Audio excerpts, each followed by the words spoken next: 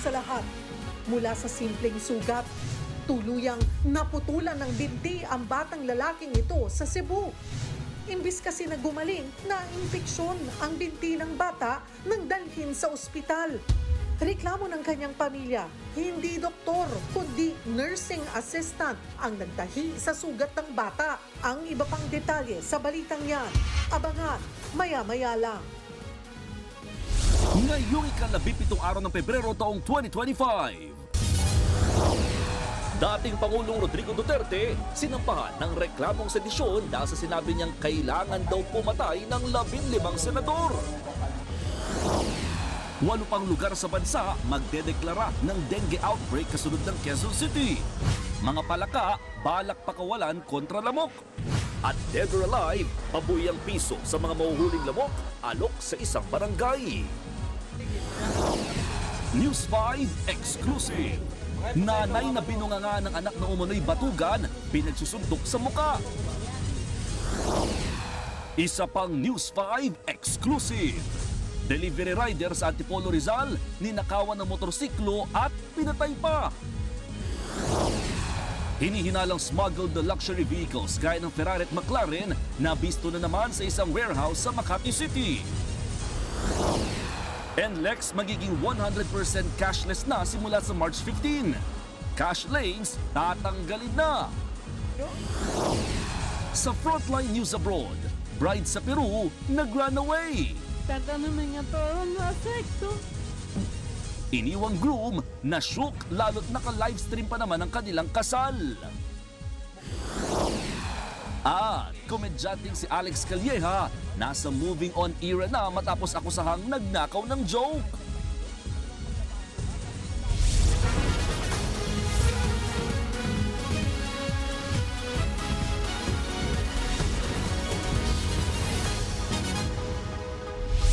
Pinatay na, ninakawan pa ng motorsiklo. Ganyan ang sinapit ng isang rider o delivery rider sa Antipolo Rizal. Magdi-deliver pa sana ng pagkain ng biktima nang mangyari ang krimen. Nasa frontline ng balitang yan si Dave Abuel, Exclusive. Duguan at wala ng buhay ang delivery rider na ito ng datnan ng mga otoridad sa Cabrera Road sa Antipolo City madaling araw nitong Huwebes. May mga tama ng bala sa likuran ng ulo at sa hita ang biktima. Base sa investigasyon, maghahatid sana ng pagkain ng 37 anyos na biktima nang mangyari ang krimen. Ayon sa mga pulis, tinangay mula sa biktima ang gamit nitong motorsiklo dahil nakita sa CCTV na iba na ang nagmaneho nito. Sumenyas pa ang sakay ng isang AUV na maaaring kasabwat daw ng rider na tumangay sa motor. Posibleng sakay pa raw ng AUV ang biktima bago inabandona ang kanyang bangkay sa kalsada. Iniwan siya dito sa may madilim na parte ng Cabrera Road. No? Wala pong mga CCTV at maaaring pinatay siya in between ng 1:15 AM to 1:17 AM po. Hindi bababa sa dalawa ang tinuturing na persons of interest ng mga pulis sa pamamaslang. Kabilang na riyan ang rider at di patukoy na bilang na sakay ng AUV. Sa bahaging ito ng Cabrera Road nakitang wala ng buhay ang biktima. Wala namang ideya ang mga kaanak sa posibleng motibo sa krimen. Tingin ng kamag-anak ng biktima, pagnanakaw ng motorsiklo ang pangunahing motibo sa krimen. Napakabait ng taong yan.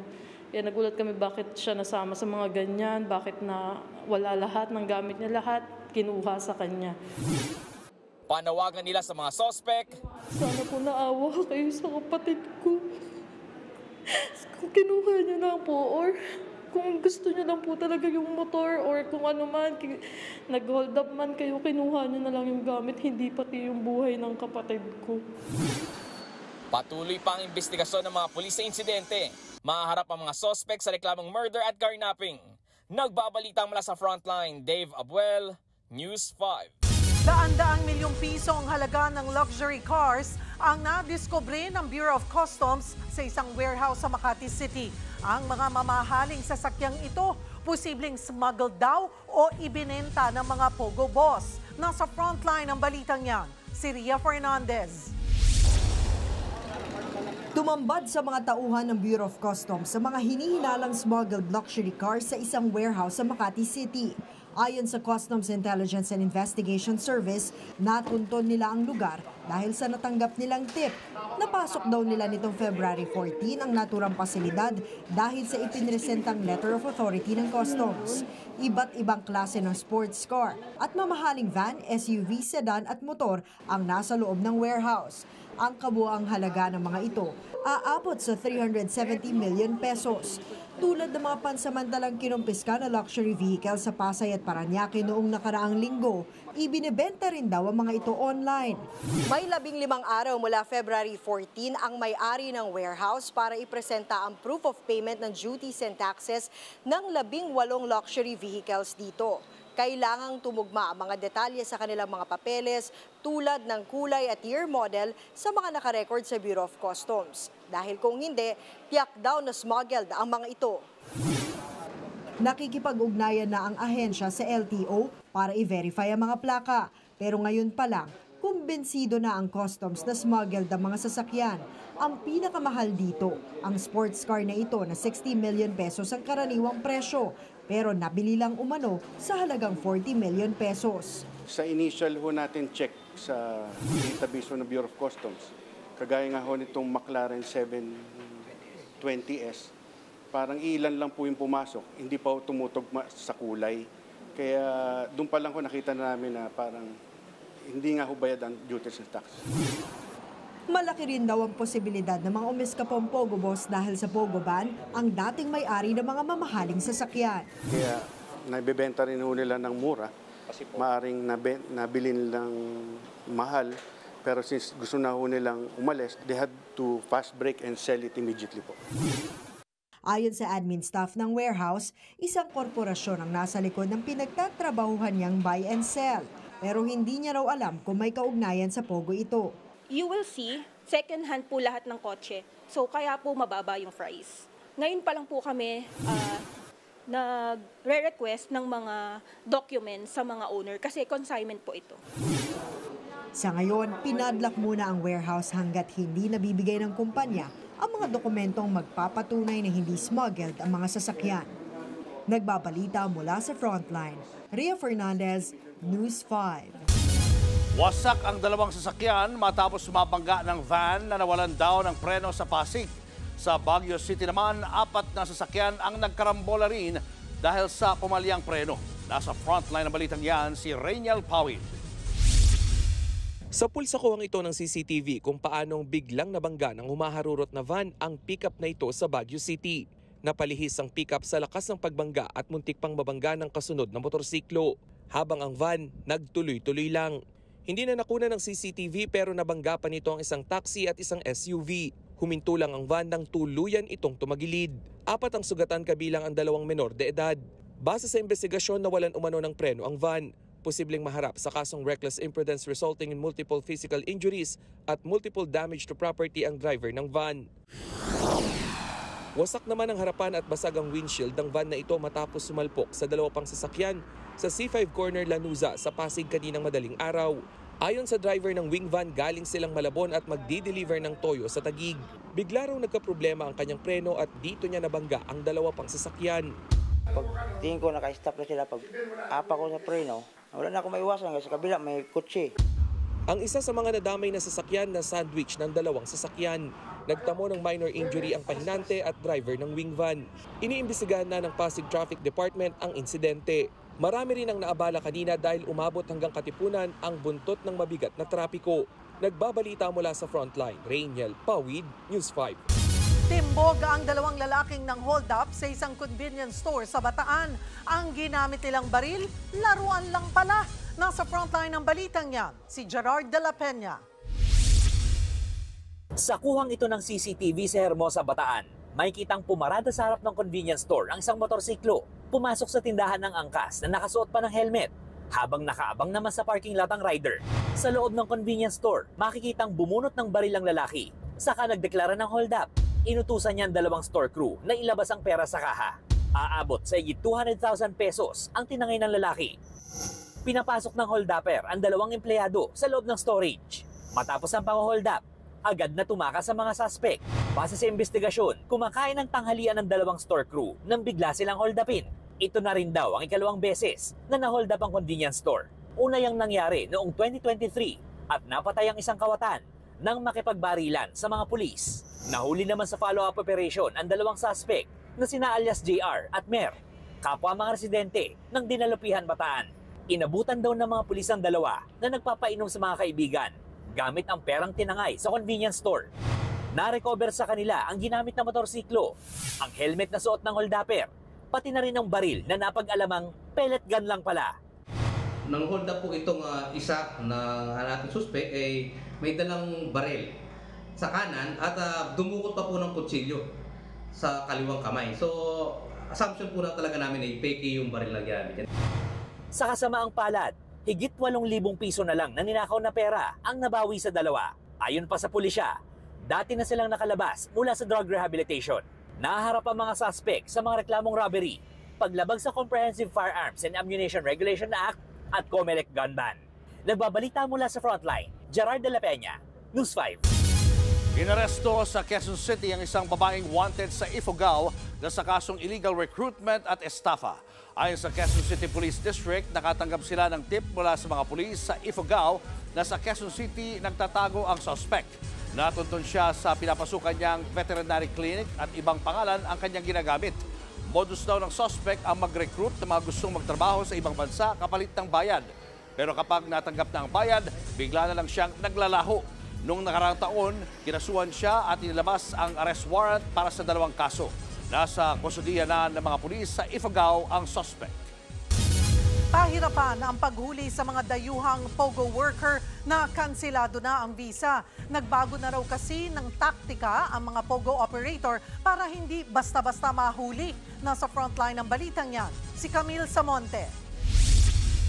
Higit 1 buwan mula nang ipatupad ang POGO ban sa Pilipinas. 11,000 illegal foreign POGO workers pa rin daw ang hindi mahagilap ng Bureau of Immigration. Aminado ang BI na malaking hamon sa kanila ang panghuhuli sa mga dayuhang POGO workers na kanselado na ang visa. Dahil nagtatago na ang mga ito at nagtayo na rin ng maliliit na POGO. The challenge is really those who are doing their operations sa mga smaller areas, mga condominiums, and yung mga gated communities na hindi po basta-basta nakukuha or napapasok ng law enforcement. Sabi ng Presidential Anti-Organized Crime Commission o PAOC, 1 taon pa bago nila tuluyang masawata ang lahat ng POGO sa bansa. Nagbago na rin daw kasi ng taktika ang mga ito para hindi mahuli. Dati, yung mga computers nila na ginagamit, yung mga table computers, now gumagamit na lang sila ng mga laptops, and then yung mga dating router nila, multiple routers, ngayon ang ginagamit na lang nila yung mga pocket wifi. So ang intention nila ngayon is yung kung magkaroon ng hulihan, makakatakbo kaagad sila, matitiklop kaagad nila at tuloy-tuloy pa rin yung transaction. May iba naman daw na POGO na lumipat na sa ibang bansa, gaya ng nangyari sa 34 na Indonesian POGO workers na nasagip sa Pasay bago dalhin sa Cambodia. Sa ngayon, tuloy-tuloy ang pagpapadeport ng BI sa illegal POGO workers. Pero pahirapan daw ang proseso ng deportation dahil walang mga passport ang iba na isa sa mga requirement bago sila isyuhan ng NBI clearance. Hiniling na raw ng BI at PAOC na baguhin ng NBI ang kanilang patakaran ukol dito. We've written the NBI, asked them to forgo with this policy and simply use the Bureau of Immigration entry records as the proofs of identities of these POGO deportees. Nagbabalita mula sa Frontline, Camille Samonte, News 5. Showbiz, eto na nga! Mga kapatid, eto na nga ang mga umaarangkadang showbiz balita ngayong Lunes. Naglaan ng special weekend ang singer-actor na si Dylan Menor para makabonding ang kanyang dreamers. Si Dylan, game na nakipagpicturan at may special gifts pa para sa mga dumalo. Nasa frontline ng balitang yan, si MJ Marfori. Hindi na Valentine's Day pero may humabol sa pagpapakilig. Yan ang post-V-Day ganap ng singer-actor na si Dylan Minor kasama ang kanyang Dreamers. Special fan meet din ito para kay Dylan na game na nakipagtsikahan sa fans. Ang isang fan, aba, up close kay Dylan. May gift na, may picture pa. At biggest bonus pang nakayakap niya ang hinahangaang singer.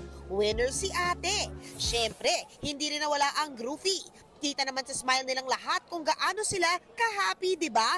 Bukod sa memorable bonding na yan, may regalo rin syempre si Dylan na MWell watches sa mga nakasama niyang Dreamers. Sa mga hindi nakasama sa post-Valentine's date na yan with Dylan, kalma lang dahil pwede pang jumoin sa susunod niyang fan meet. Nagbabalita mula sa Frontline, MJ Marfori, News 5. Eto pa nga, ilang tulog na lang mga kaawit bahay at magbabalik na ang paborito nating kantawanan ng bayan, ang Singgaling. Beginning March 1, siguradong mag-iiba ang inyong bawat Sabado dahil sa mga bagong paandar ng new season ng programa. Nagbabalik si MJ Marfori. Extended ang Valentine's. Napatigil ang crowd sa mall na ito sa Green Hills sa sorpresang harana ng mga singmaster at juke bosses ng original kantawanan ng bayan, ang Singgaling.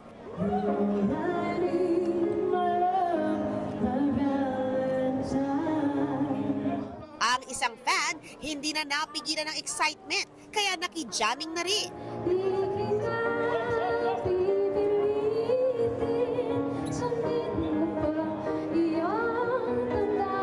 Wow! Sing-testant yan!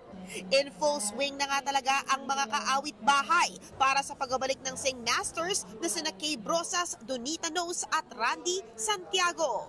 Ano abangan namin sa pagbabalik ng Singgaling? Kami. Short lang.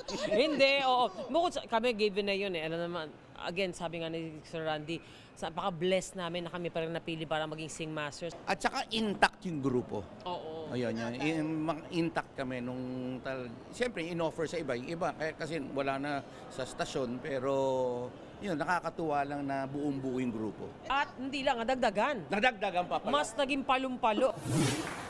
Palong-palo talaga. At ngayong araw nga, dumagdag na sa lineup ng mga juke bosses ang OPM legend na si Benny Saturno. Siya lang naman ang isa sa mga judge noong sumali si kapwa juke boss Ethel Buba sa Singgaling back in 2002. At eto pa, si Sir Benny din ang nakadiscover kay Ella May Saison. I don't care how you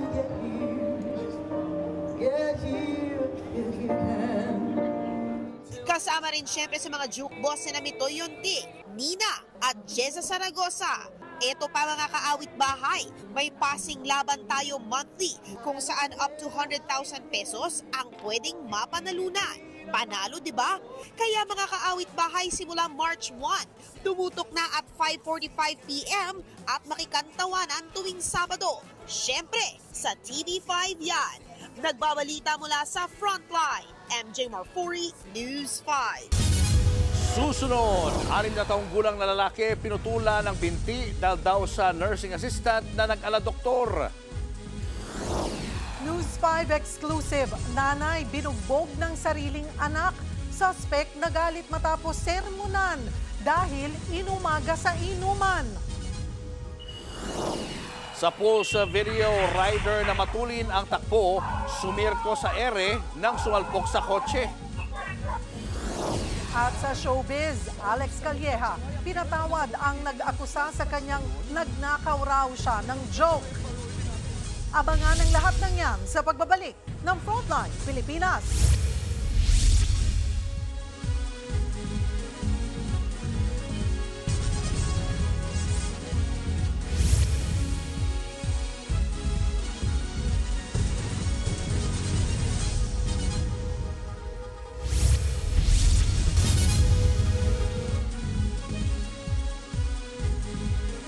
Mga kapatid, Julius Babaw po. Nasa Middle East o sa amang dako ka ng mundo, manatiling may alam at may pakialam sa mga maiinit na balita dito sa ating bansa. Simulan po natin ang bawat araw sa tuloy-tuloy na balitaan sa Frontline. Mag-follow at mag-subscribe sa social media pages ng News 5. Nagka-black eye ang isang nanay sa Cebu City matapos gulpihin ng kanyang sariling anak. Sinermo na ng nanay ang anak dahil iniwan nito ang kanyang baby para makipag-inuman. Pero imbis na tanggapin ang pangaral, suntok ang naging sagot ng pasaway na anak. Abangan ang buong detalye niyan maya-maya lang. Tuluyan ang naputulan ng binti ang isang bata sa Cebu matapos maimpeksyon ang kanyang sugat. Sinisisi ng pamilya ang pinuntahang ospital.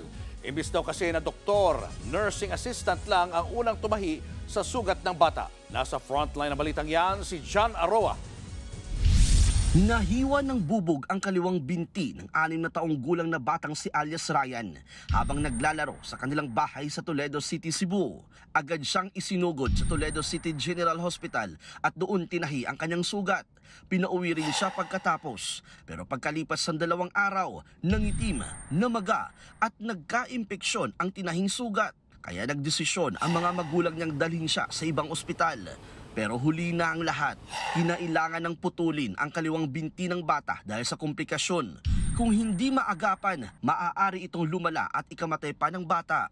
Dahil sa nangyari, nagtanong ang magulang ni Ryan sa ospital na unang pinagdalhan sa kanya. Laking gulat nila nang malamang hindi doktor kundi isang nursing assistant ang tumahi sa sugat ng bata. Ang nursing assistant ay staff ng ospital na graduate ng nursing pero wala pang lisensya. Sino ang maniniwala na ang nagtahi sa sugat ng aking anak ay hindi pala licensed na nurse? Imbis na gumaling, na-infect tuloy ang anak ko, hindi nakapag-flow yung dugo dahil sa inilagay na bandage. Sus, ngayon lang tinanggal.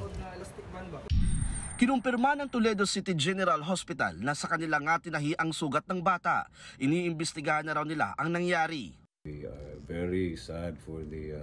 We are very sad sa nangyari sa bata na pumunta sa ospital para sana magpagamot. Pero bakit naging ganyan ang nangyari? As of now, the personnel involved ay hinold muna natin. Di muna natin sila pina-duty while ongoing ang investigation. We are still investigating kung paano nangyari na siya ang nagtahi sa sugat sa bata. Agad dumulog sa Department of Health Central Visayas ang ama ng bata para maghain ng reklamos sa nursing assistant at ospital dahil sa kapabayaan. Ayon sa DOH Central Visayas, iligal ang pagtahi ng nursing assistant. Kung ang tanong, sino ang dapat na magtahi? Of course, ang doktor dahil ang doktor talaga ang dapat mag-asikaso sa pasyente. Ang nurse at nursing attendant, andyan sila to assist, mag-prepare ng mga gamit at mag-assist sa doktor. Pero dapat ang doktor talaga ang magtahi dahil ang nursing attendant wala silang lisensya. Nagpunta rin ng ama ni Ryan sa NBI para maghain ng reklamong kriminal laban sa mga tauhan ng ospital. Kung mapapatunayang nagpabaya ang ospital, maaari silang matanggalan ng lisensya. Posible ring matanggalan ng lisensya ang iba pang sangkot na medical practitioner. Nangako ng tulong ang DOH Central Visayas sa bata. Bibigyan siya ng prosthetic leg para makalakad ng mas maayos. Nagbabalita mula sa frontline, John Arua, News 5 Visayas. Patay sa pamamaril sa loob ng sasakyan ang isang doktora sa Naga City. Ang person of interest sa krimen, live-in partner daw ng biktima. Nasa frontline ng balitang yan, si Carrie Cater. Sa loob ng kotseng yan natagpo ang duguan at walang buhay ang doktor na si Rajin Romualdez malapit sa Bicol Medical Center sa Naga City. Base sa investigasyon ng mga pulis, isang bystander ang nakakita kay Romualdez sa passenger seat ng nakaparadang sasakyan sa Barangay Concepcion, Pequeña kahapon. Isang OB-GYN physician si Romualdez na nasa mga huling buwan na ng kanyang residency sa BMC. Nanggaling pa raw ang doktor sa Malate sa Maynila. Ayon sa mga pulis, tama ng bala sa ulo ang kanyang ikinamatay. Yung biktima po natin na natagpuan dito sa loob ng kotse po, na nakapangalan din sa kamag-anak yata kasi parehas ang apelyido nila. Ang person of interest sa krimen, ang negosyanteng ka-live-in ng doktor na huli niyang kasama. 1:30 ng madaling araw nitong linggo huling nakita ang lalaki paglabas nila ng apartment ni Romualdez. Ayon sa mga pulis, posibleng hindi nalalayo sa oras na yan nangyari ang pamamaril. Yun nga ang naging pang dahilan ba't sa naging person of interest. Hanggang ngayon, hindi natin siya makita o contact po. Iniimbestigahan pa ng mga pulis ang CCTV sa pinangyarihan ng krimen. Hinihintay rin ang resulta ng autopsy ng biktima. Nag-alok naman ang lokal na pamahalaan ng Naga City ng 200,000 pesos na pabuya para sa sino mang makapagbibigay ng impormasyon sa pumaslang kay Romualdez. Nagbabalita mula sa Frontline, Caricator, News 5. Kinulpi ng anak ang kanyang nanay sa Cebu City. Narindi ang suspect ng pagalitan siya ng nanay matapos umagahin sa inuman. Nasa frontline na balitang iyan ng ating Visayas correspondent John Aroa. Maga ang kaliwang mata at may black eye ang 45 anyos na nanay sa Barangay Busay, Cebu City. Yan ang kanyang sinapit sa kamay ng sariling anak. Nag-ugat ang pananakit ng pagsabihan ni Nanay Gina ang 24 anyos niyang anak na si DJ. Iniwan kasi ni DJ ang 5 buwan niyang sanggol ng mag-isa sa bahay para makipag-inuman habang nagtatrabaho naman ang misis niya. Inumaga na siya ng uwi, nakainom, pinagalitan siya ng ate niya. Pinagalitan ko rin siya bakit niya pinabayaan ng anak niya. Ang dami niya nang sinabi, sinabihan niya pa ako ng ikaw. Sinabi ko na lang sa kanya na ayusin niya ang buhay niya dahil may asawa na siya. Yung anak niya, alagaan niya. Maya-maya bigla na lang niya akong sinuntok dito 3 beses. Agad namang naaresto ang nambugbog na anak na pag-alamang hindi ito ang unang beses na pinagbuhatan ng kamay ni DJ ang sariling ina. Pati nga raw kapatid niyang babae binubugbog din niya. Kaya desidido si Nanay Gina na magsampa ng reklamo laban sa anak. Ngayon, gusto ko siyang magtanda. Masakit para sa akin bilang ina pero 2 beses na kasi niyang ginawa yan. Pero ngayon, worse na yung ginawa niya sa akin. Gusto ko siyang magtanda. Pinuntahan ng ina ang anak sa kulungan. Gawin lang sir. Inom sir. Mahay ko. Hindi na ako nasubod sir. Nakakulong ngayon ang nambugbog na anak sa Mabulo Police Station at maharap sa kaukulang reklamo. Nagbabalita mula sa Frontline, John Aroa, News 5, Visayas. 2 ang sugatan, kabilang ang isang bata sa sumiklab na sunog sa Davao City. Ang 2 sa mga rumesponding bombero nagkainitan pa habang inaapula ang apoy. Nasa frontline ng balitang yan ang ating Mindanao correspondent na si Bril Montalvo.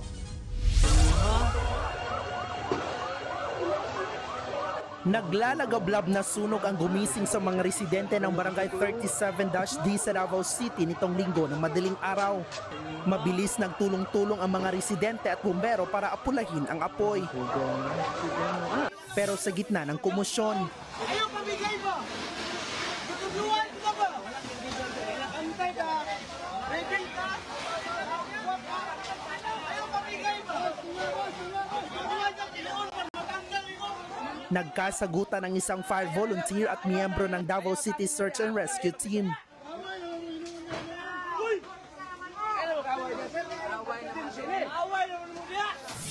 Kwento ng fire volunteer, bigla umanong inagaw ng nakasagutan niyang rescuer ang hawak niyang fire hose habang rumiresponde. Iniiwasan umano niya ang lalaki, pero pilit siyang sinusundan at pinagsasabiang hindi marunong sa kanyang trabaho. Giit niya, hindi siya nanuntok. Hinawi ko siya para mabitawan niya ang fire hose kasi nagpupumiglas na siya, nahihilain ang hose. Sinubukan namin kunan ng pahayag ang nakasagutan niya pero naka-off duty ito. Iniimbestigahan na ng City Disaster Risk Reduction and Management Office ang insidente. Na miscommunications lang yung pangyayari kasi based on my investigation is wala namang na alitan. Sa kabuuan, umabot ng halos 1 oras bago naapula ang sunog. 2 residente ang nasugatan kabilang ang 10 taong gulang na lalaki na nagtamo ng 2nd-degree burn. 18 bahay naman ang natupok. Sa gym muna ng barangay tumutuloy ang mga nasunugan na nananawagan din ng ayuda. Bukod sa barangay 37-D, isang sunog din ang sumiklab sa residential area sa barangay 23-C noong linggo rin ng gabi. 7 bahay at isang establishmento ang natupok at inabot ng higit kalahating oras bago naapula ang apoy. Higit kalahating milyon ang halaga ng pinsala. Wala namang nasugatan sa insidente. Nagbabalita mula sa Frontline, Bril Montalvo, News 5, Mindanao.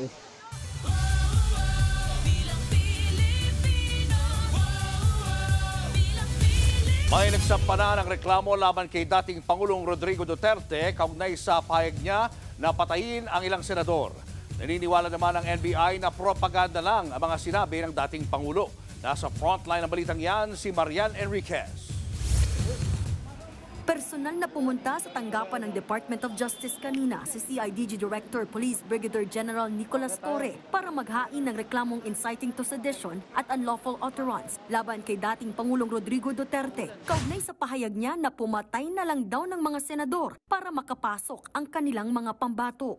Una nang iginiit ng kapartido ni Duterte na si Senator Ronald Bato de la Rosa na nagbibiro lang ang dating Pangulo. Pero giit ni Torre, bagong Pilipinas na eh. Hindi na pwede yung ganong mga statements na kinaumagahan, joke only na lang.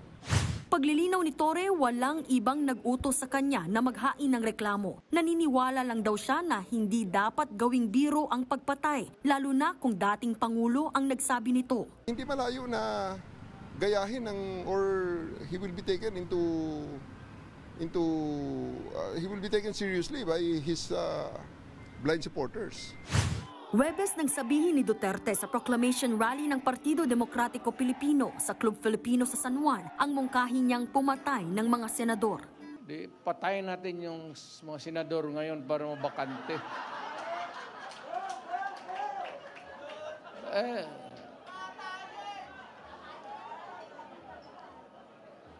Kung makapatay tayo ng mga 15 na senador, pasok na tayo lahat.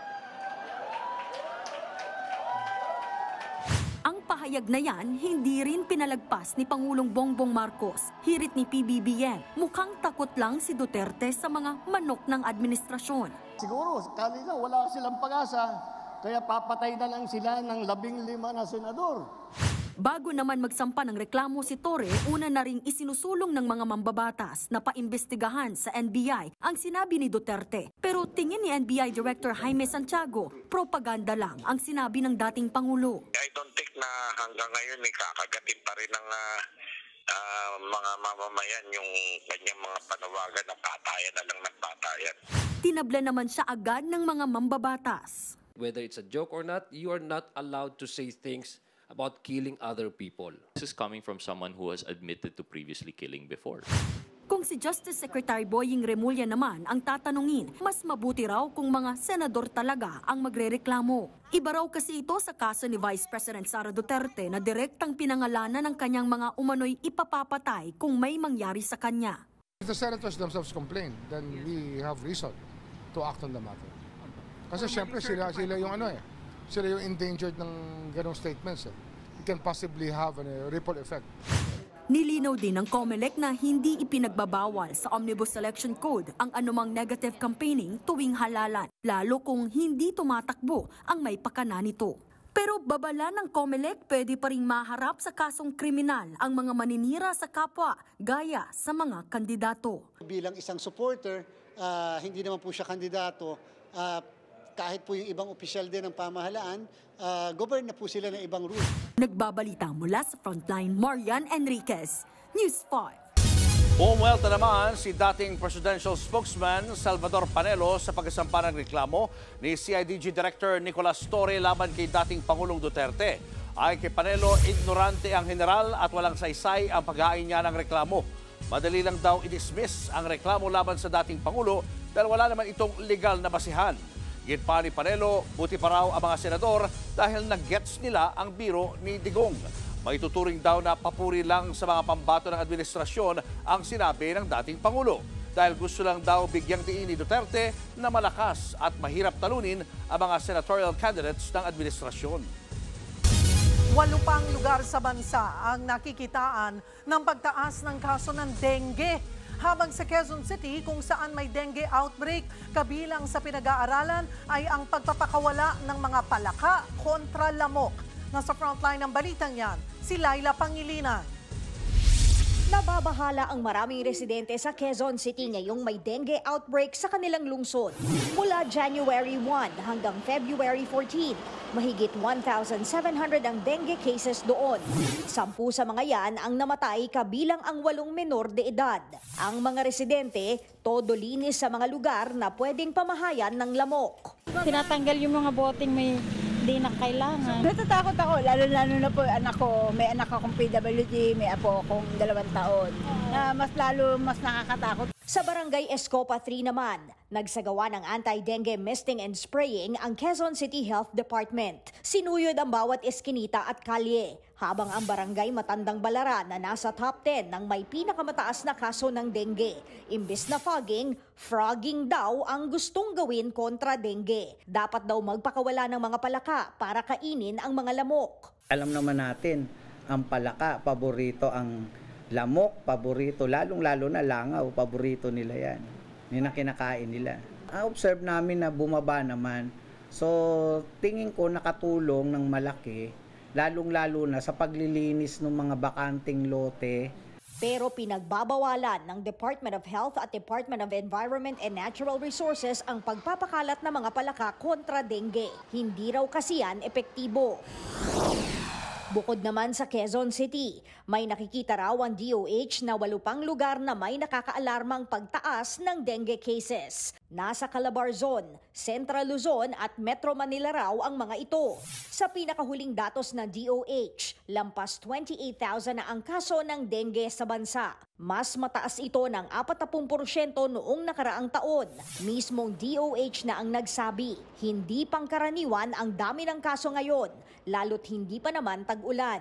Paalala naman ng DOH, kayang maagapan ang malalang epekto ng dengue kapag nakaramdam ng sintomas gaya ng lagnat, sakit sa ulo o pamamantal, agad na raw kumonsulta sa doktor. Nagbabalita mula sa Frontline, Laila Pangilinan, News 5.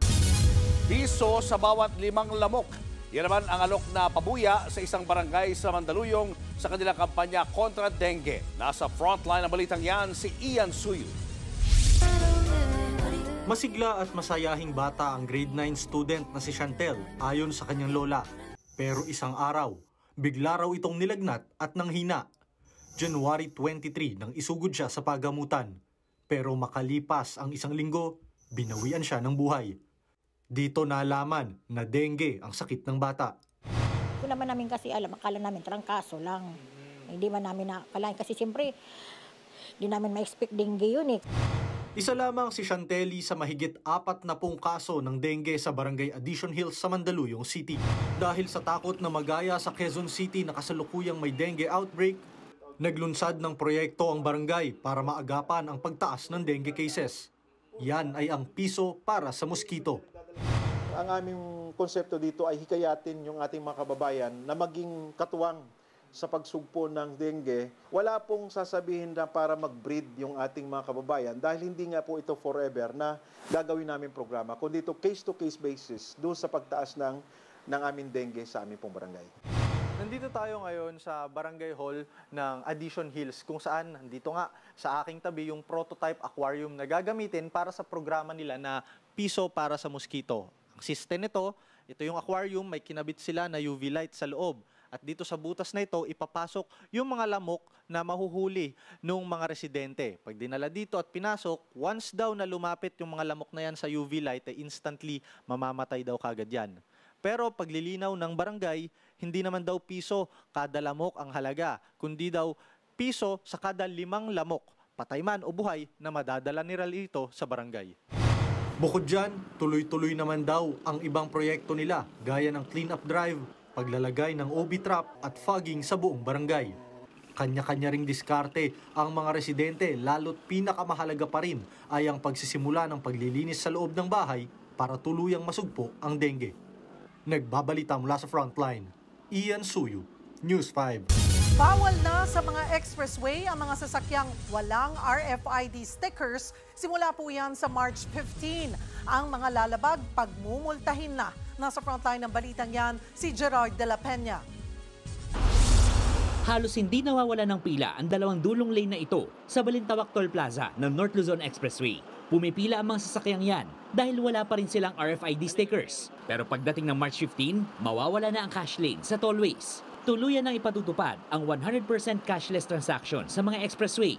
Makakadaan pa rin naman ang mga sasakyang walang RFID, pero bibigyan sila ng show cause order para magpaliwanag sa Land Transportation Office. May tuturing kasi itong violation na disregarding traffic signs o obstruction dahil sa no valid ETC device, no entry policy. Noong 2024 pa dapat ipapatupad ang 100% cashless transactions sa mga expressway. Pero hindi ito natuloy dahil sa dami ng reklamo ng mga motorista kaugnay sa mga hindi gumaganang RFID sensor sa mga toll gate.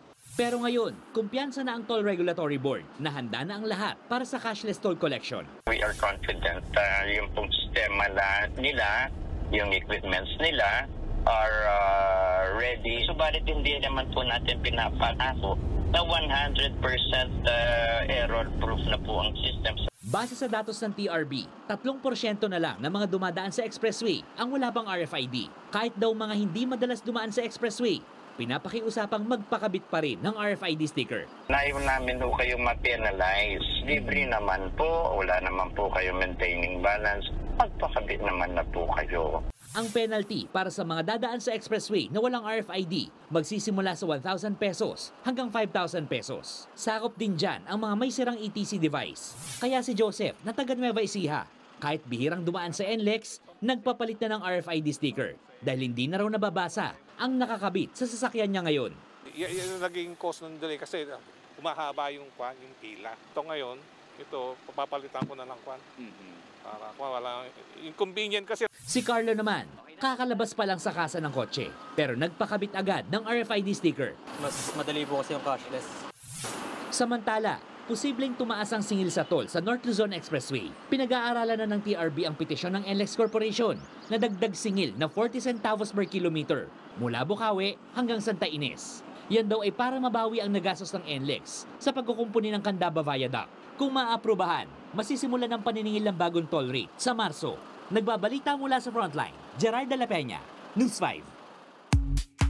Showbiz, eto na nga! Mga kapatid, eto na nga. Tinanggap na ng komedyanteng si Alex Calleja ang paghingi ng tawad ng writer na si Chito Francisco. Sa kanyang Facebook account, nirepost ni Alex ang inilabas na public apology ni Francisco. Caption nga ni Alex, "Apology accepted.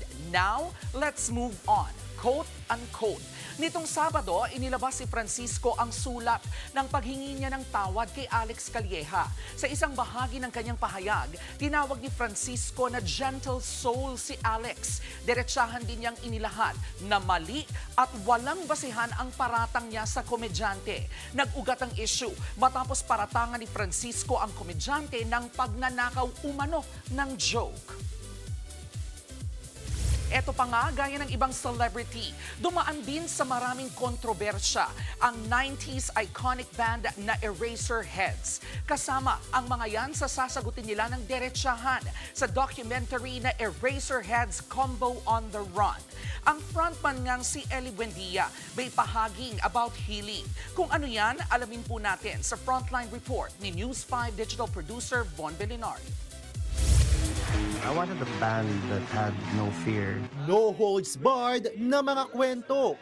Walang patumpik-tumpik na mga revelasyon ng bawat miyembro. Yan daw ang aasahan sa upcoming documentary na Eraserheads Combo on the Run. Mula sa kung paano nagsimula ang banda, mga behind the scene at never before seen scoop ng reunion concert, at mga intriga at kontrobersya ng mga miyembro sa isa't isa, lahat yan ilalahad. Mapapanood yung banda na ganito ka, I guess, forthcoming and sincere, and also just to revisit the whole history of the Eraserheads, na if you're a really huge fan, you'd be interested, at marami pa dito na hindi nila nalalaman. Getting these guys who's notorious for being evasive and aloof to sit down and talk about things that's already difficult to talk about. Nilinaw rin ni Ellie na walang kinalaman sa nalalapit na eleksyon ang timing sa pagpapalabas ng documentary. Personally, I think, just ready to speak my own truth, and I think the other boys in the band also felt the same way. At nang tanungin ng News 5 kung naghilom na nga ba ang sugat sa banda matapos sa mga kontrobersya, ang sagot ni Ellie, healing, I think, is an ongoing process, but at least with this film, I think it's the beginning. It's the start of our own personal healing. Coming soon na sa mga sinihan sa March 21 hanggang 23 ang Eraserheads Combo on the Run. Nagbabalita mula sa Frontline, Von Belinario, News 5. Susunod, News 5 exclusive. Lasing na rider bumangga sa likuran ng closed van sa Tarlac, patay. Putol na paa ng tao natagpuan sa loob ng karton sa isang dump site. At reception ng kasal natigil dahil sa sumulpot na leopard. Yan at iba pa sa pagbabalik ng Frontline Pilipinas.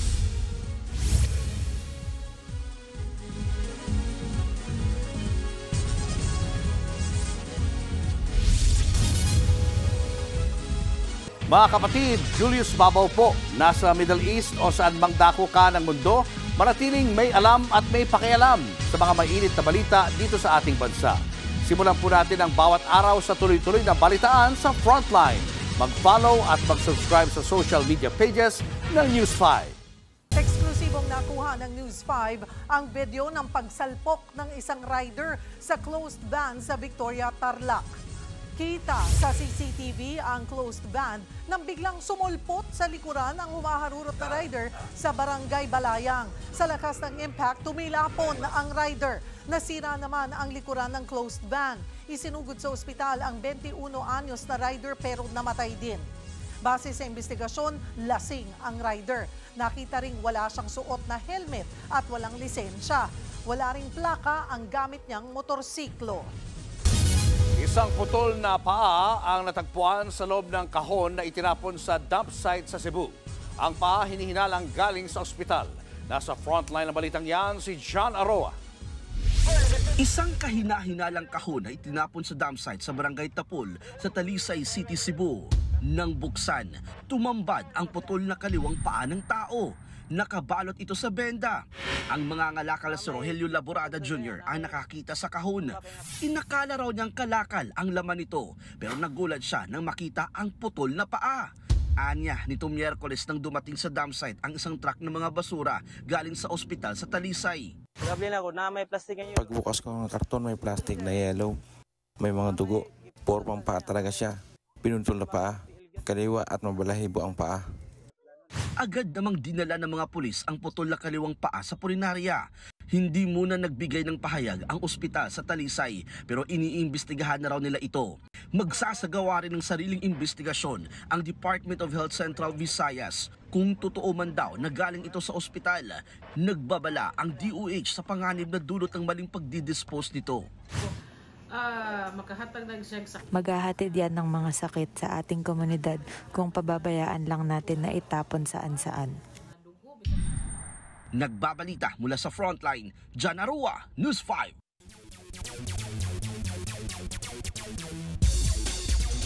Para ihatid ang latest sa Frontline ng sports, nagbabalik ang kapatid nating si Denise Tan. Welcome back, Denise. Thank you, Cheryl. Nagpaula ng 3-pointer si Golden State Warriors star Steph Curry para pangunahan ng Team Shaq sa NBA All-Star 2025. Nasubukan ang bagong format ng tournament ngayong season. Nasa frontline ng balitang yan si Ian Suyu. Hindi pangkaraniwang East-West format ang ipinatupad sa NBA All-Star 2025. Hindi gaya noon, 4 ang teams na nagtapat-tapat ngayon sa single elimination tournament. Race to 40 ang bawat laro. Unang sumalang ang Team Chuck na pinangungunahan ni Global Stars at reigning NBA MVP Nikola Jokic, Giannis Antetokounmpo at Shai Gilgeous-Alexander. Nakatapat nila ang Team Kenny na kinabibilangan ni Jalen Brunson, Cade Cunningham at Anthony Edwards. Nanalo riyan ang Team Chuck sa score na 41-32. Charles Barkley, Sa pangalawang laro naman, nagtapat ang Team Shaq na binandera ng veterans na sina Stephen Curry, Kevin Durant at Damian Lillard. Nakalaban nila ang Team Candice na puro rising stars ang nasa lineup. Sa dulo, nagtapat ang Team Shaq at Team Chuck. Naging labanan yan ng long-range shots hanggang sa nangibabaw ang Team Shaq 41-25. 2025 All-Star MVP si Golden State Warriors superstar Stephen Curry. Hindi naman nakapaglaro si LeBron James dahil sa iniindang injury. Ito ang unang beses na na-miss niya ang All-Star Game sa loob ng 2 dekada. Nagbabalita mula sa Frontline, Ian Suyu, News 5. Susunod, lalaking nagnakaw ng e-bike, nakapatay pa ng taong sumita sa kanya. At akala mo eksena sa pelikula, bride biglang iniwan sa altar ang mapapang-asawa. Tutok lang mga kapatid, magbabalik pa ang Frontline Pilipinas.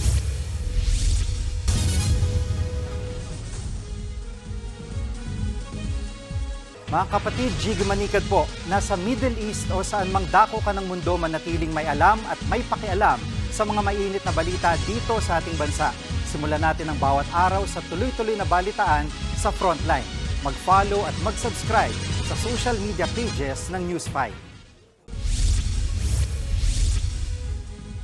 Patay ang isang barangay tanod matapos saksakin ang hinahabol niyang magnanakaw ng e-bike sa Maynila. Nasa frontline na balitang yan, si Dave Abuel. Madaling araw kahapon nang makunan sa CCTV ang lalaking yan na nagtutulak ng e-bike sa barangay 281 sa Binondo, Maynila. Ang e-bike na yan, hindi pala niya pag-aari kundi ninakaw. Sa sumunod na kuha ng CCTV, makikitang tumatakbo ang lalaki pero wala na ang e-bike. Ayon sa pamunuan ng barangay, nilapitan nila ang lalaki para sana tanungin. Kahina-hinala raw kasing nagtutulak siya ng e-bike ng alanganing oras. Pero imbes na tumigil, agad daw siyang tumakbo at iniwan ng e-bike. Hinabol siya ng nakabisikletang volunteer tanod. Hindi nahagip sa CCTV ang sumunod na tagpo, pero gamit ng screwdriver, sinaksak ang responding lalaki. Isinugod siya sa ospital pero namatay rin. Agad na naaresto ang suspect sa follow-up operation. Nabawi rin ng e-bike. Ayon sa kapitan ng barangay, secure sa lugar ang biktima na nagsisilbing volunteer tanod. Laging very active. Pag may sunog, lagi siyang tumutulong. Tapos kapag may problema sa barangay, nag-volunteer siya. Naging matipid naman ang sagot ng suspect ng tanungin ng News 5. Wala kami maregloin lang. Hindi ko intention yun. Pero desidido ang kaanak ng CQ na ituloy ang asunto laban sa suspect. Nakakulong ang suspect sa Manila Police District at maharap sa reklamong homicide. Nagbabalita mula sa Frontline, Dave Abuel, News 5.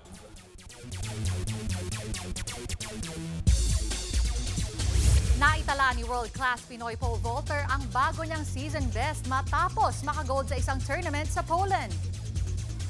Natalo ni EJ ang height na 5.80 meters para matalo ang siyang pangkalaban. 5.70 meters lang ang na-clear ng mga sumunod kay EJ sa second at third place. Malaking comeback ito para kay EJ na naka-7th place sa sinalihan niyang tournament sa Germany last week. Yan muna ang latest sa Frontline ng sports. Ako po si Denise Tan. Susunod, rider na sumalpok sa sasakyan, tumilapon at umikot sa ere. At mabangis na leopard nanugod sa isang kasalan. Marami pa kayong mga balitang dapat malaman sa pagbabalik ng Frontline Pilipinas.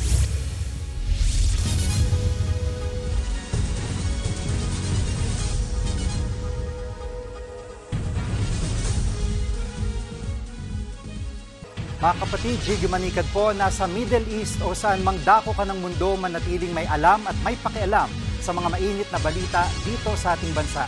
Simulan natin ang bawat araw sa tuloy-tuloy na balitaan sa Frontline. Mag-follow at mag-subscribe sa social media pages ng News 5. Kapapasok lamang pong balita, sinalakay ng Presidential Anti-Organized Crime Commission o PAOC ang isang Pogo Hub sa basement ng isang hotel sa Pasay City. Tumambad ang mga computer set kung saan nakabukas ang ilang online betting at online bank applications. Patuloy ang investigasyon ng PAOC sa ibang transaksyon na ginagawa ng Pogo Hub.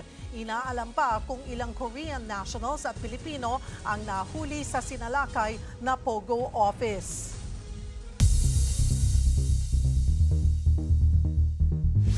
Panira ng kasal ang isang leopard nang bigla na lang itong nag-gate crash sa reception sa India.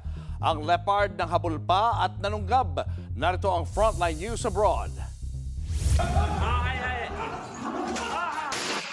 Nabulabog ang reception ng kasal sa Lucknow City sa India nang biglang sumulpot ang isang leopard. Nakita pa itong patakbo-takbo sa venue. Nagwala ang leopard at nanghabol pa raw ng mga tao. Nagtakbuhan palabas ang mga guests, pati ang bride at groom. Nang masigurong wala ng ibang tao, dito na inabangan ng mga otoridad ang leopard. Sa hagdan, biglang nanugod ang hayop. Agad itong ginamitan ng tranquilizer. Tumakbo palayo ang leopard at nakita itong nakahiga sa likod ng sofa. Matapos ang 4 na oras na habulan, nahuli ang leopard at binuhat sakay ng stretcher. Sugatan ng isang opisyal na kinagat at nagpapagaling na siya sa ospital. Batay sa investigasyon, sa likod ng venue nakapasok ang leopard. Itinurn over na ito ngayon sa local forest department. Nagbabalita mula sa Frontline, Brian Basa, News 5.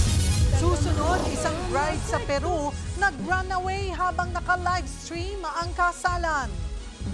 Tuloy-tuloy pa ang makabulang balitaan sa pagbabalik ng Frontline Pilipinas.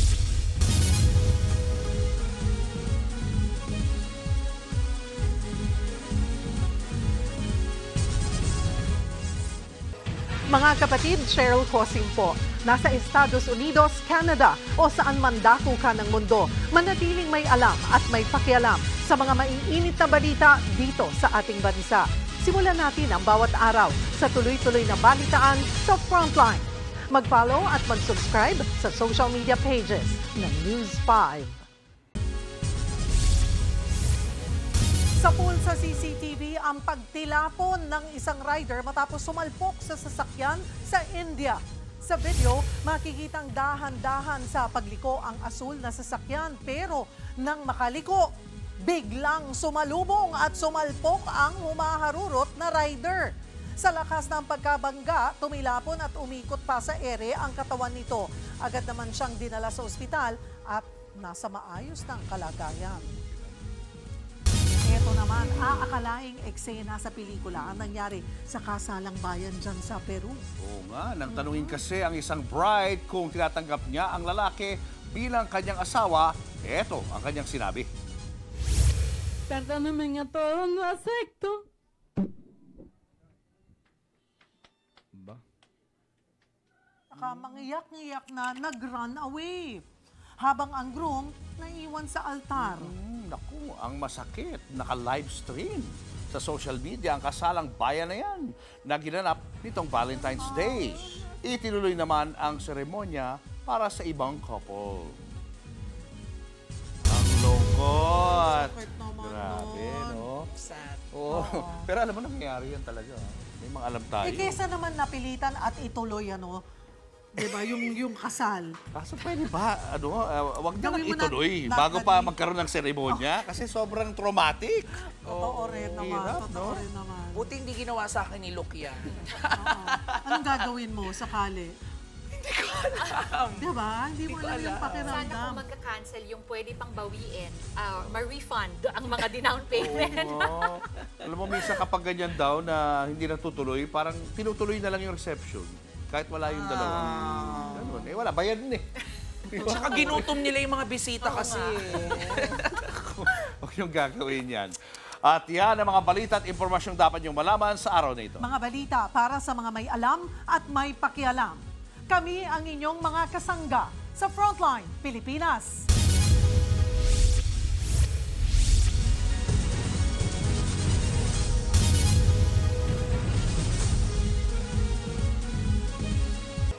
Mga kapatid, Cheryl Cosing po. Nasa Estados Unidos, Canada o saan man dako ka ng mundo, manatiling may alam at may pakialam sa mga maiinit na balita dito sa ating bansa. Simulan natin ang bawat araw sa tuloy-tuloy na balitaan sa Frontline. Mag-follow at mag-subscribe sa social media pages ng News 5.